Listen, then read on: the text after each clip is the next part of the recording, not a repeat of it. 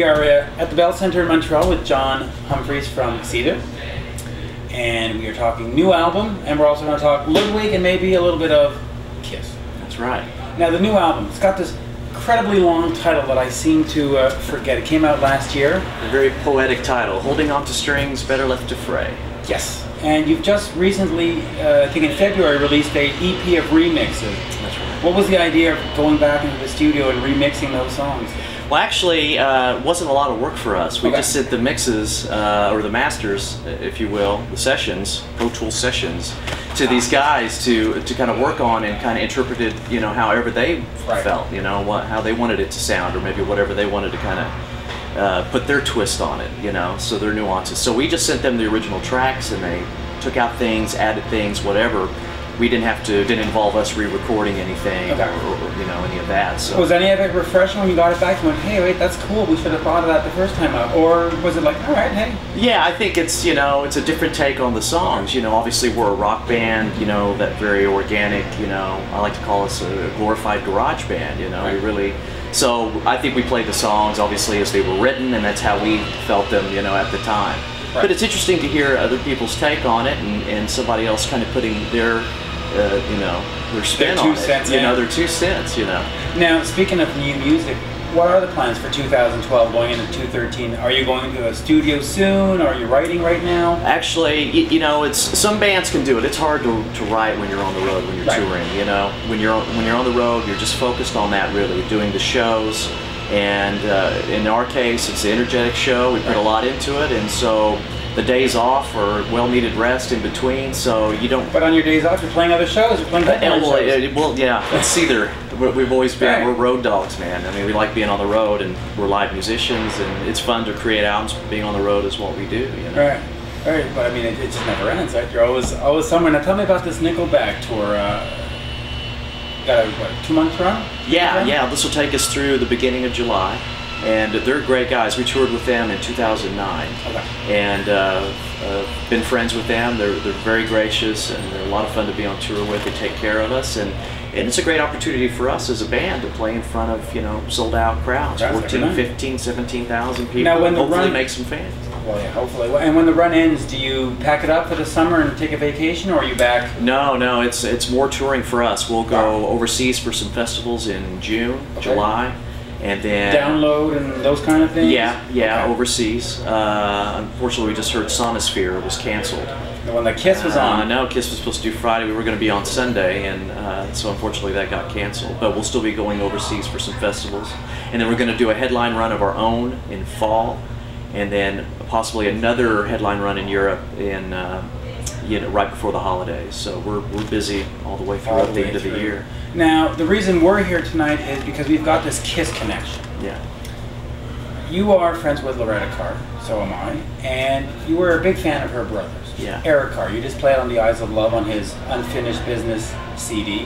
How did that come about, and what did Eric mean to you? Man, that's a loaded question. That's a loaded question. There's a lot there. You know, as a drummer, we were talking earlier that I was about 10 or 11 when he joined the band, and I was just intrigued, you know, with him as this new member kind of coming out of obscurity and being placed into this band. And this, you know, at the time their images and identity were still hidden, so there was a mystique about it. And I was grabbing all the magazines and trying to read up on him. But my 16 magazine, 16, and Teen all those, we did all the same things. Yeah, totally. You know, Kids Are People Too, watching that show, and you know, and Kiss was on that for, I think they did a clip on us. Yeah, and introduced him, and it was great. You know, obviously I was sad to see Peter go, but I was real intrigued with this new guy, Eric Carr, you know. So finally, I'm from Oklahoma, so they finally hit Norman, Oklahoma with Creatures of the Night, 1983. So that was my first Kiss, my first concert period was seeing, you know, Vinnie Vincent and Eric Carr, and that weird period for them, but a great show for me, Creatures of the Night. You know? Was it? I mean, musically it was a great show. It was awesome. Wendy O. Williams opened. It was a trip. I'm 12 years old. I was freaking out. I think we had the Head Pins or something like that open up. Yeah, they had a Canadian band. Right. She came out full deal, man. Sawed the guitar in half, smashed the TV. She was on and scared the shit out of me. I've never seen anything like that. Still haven't to this day. Wow. But she was amazing, and it was a good show, and it was Kiss, you know. It was awesome. And you know, the fans back then were a lot more open to new members. Yeah. Now, if there's a new member, it's like they've sold out, they suck, this guy's not as good. Yeah. And every band goes through it, not just Kiss.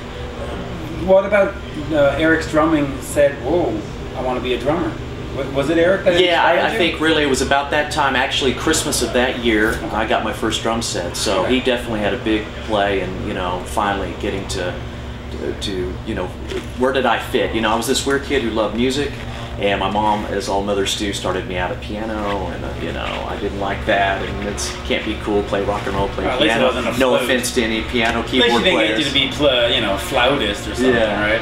And my dad took me to a guy's house to try out a kit for a gift, and it was an old Ludwig kit, and you know, Eric Carr and Ludwig, and there it is, that Silver Sparkle. It was a little bitty kit. It was like a mid-60s Ringo Starr kind of setup, not nearly what, you know, Eric Carr had, but I'm like, I'm in, you know, it's Ludwig. And so he had a big part in me picking up drums, picking up, you know, a pair of drumsticks and starting to play. Now you're also mentioning Creature of the Night, which for Kiss fans is considered to be the drum sound album. Oh yeah. How do you rate that drum sound? And have you ever thought, wow, I want to have that kind of sound when I record?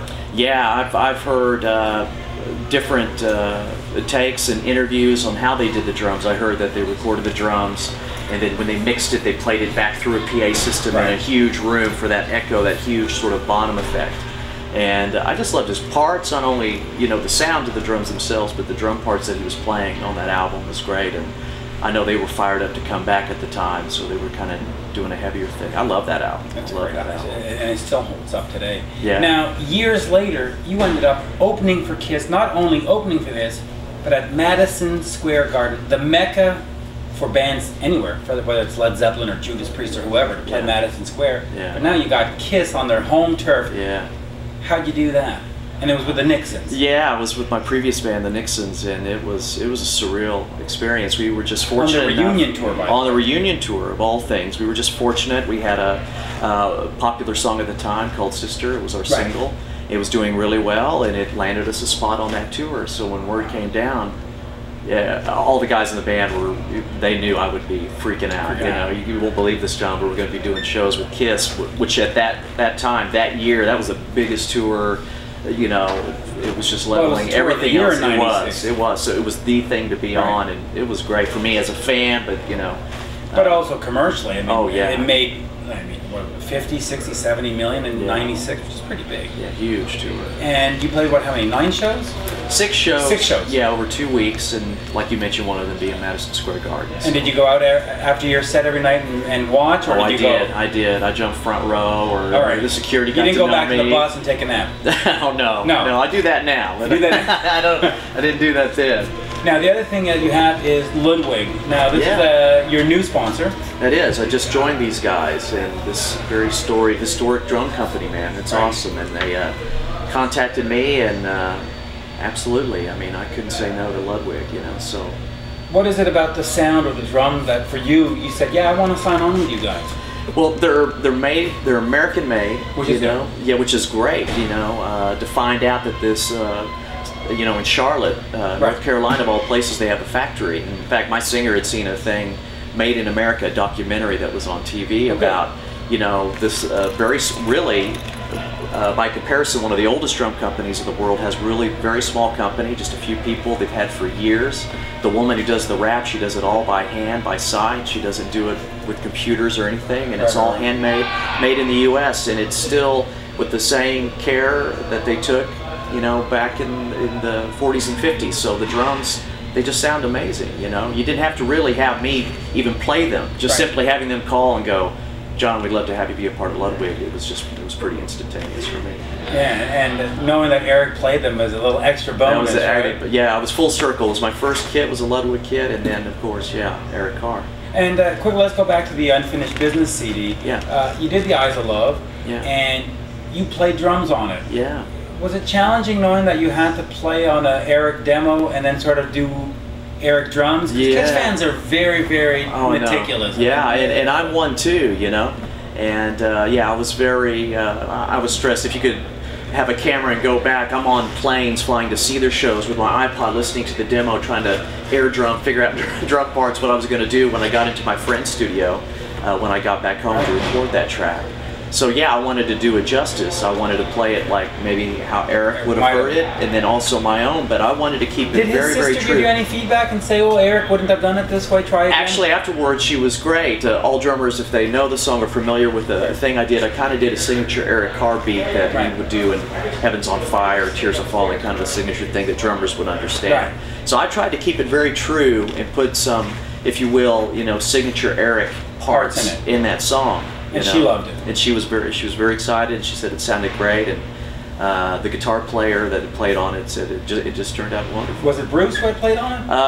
I'm not too sure. On the original. Benny Doro. Oh, right. Yeah, he played. Bruce had played originally. Bruce had played originally, and I swear, this is the biggest kick to me. Of course, I got to record the drums, but when I was done with my buddy, we went through, took out everything, and I would just listen to Eric's vocal, or I would just listen to the bass. And I think it's Gene Simmons on the demo. It's a very, we're not too sure. Some of these things you can't figure out, but just to hear, or I had his vocal real loud on, just to hear Eric. I'm playing to a Kiss song, essentially. Right. Playing with Eric, Unfortunately, he's not here with us, but that's what it was. Definitely, yeah. With Kiss technology. fans come through. You open on the reunion tour.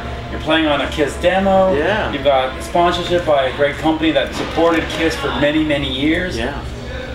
What else could you ask for? Nothing, man. And then you've got, of course, Seether, which is doing 20,000 people tonight. Yeah.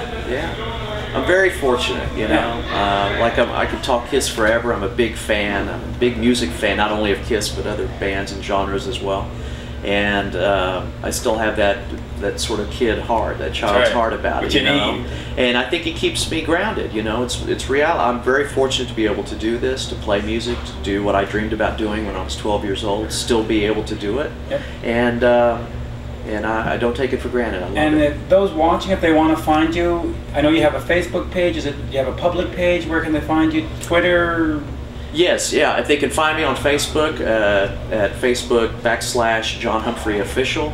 Okay. And then obviously Seether.com. And does Seether have a Facebook page? Yeah, /Seether. Yeah. Okay. And Twitter? Do you Twitter? Not yet. Not yet. Yeah. I'm doing good. I'm doing Facebook. You get Twitter during guitar solos. I know. I'm trying to get with it. My wife's always on it. Soon. Well, thank you. Thank you for your time. Thank you, sir. Thank you for setting this up. Thank you.